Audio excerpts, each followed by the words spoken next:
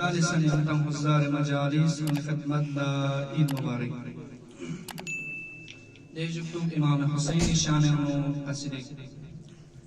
بسم الله الرحمن الرحیم. بلبل بیاسل چاز بیاسیو زهر عزیزی چن حسین استاد قرآنی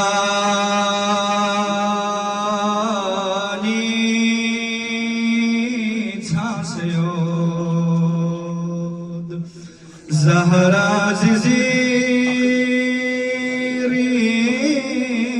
چن حسین استاد قرآنی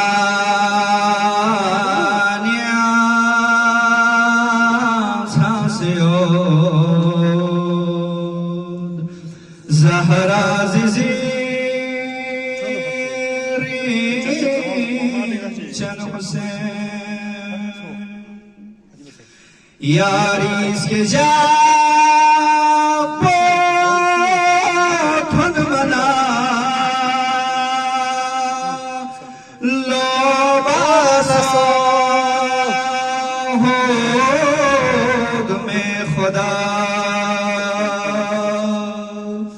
نی فاطمی سیر دوک سیود زهر عزیزی چن حسین فامین کور بی بیانستا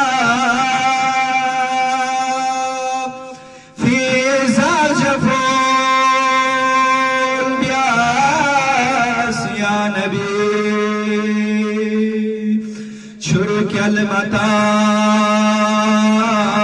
ما شاسیود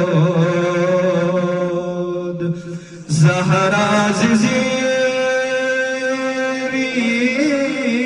چن حسین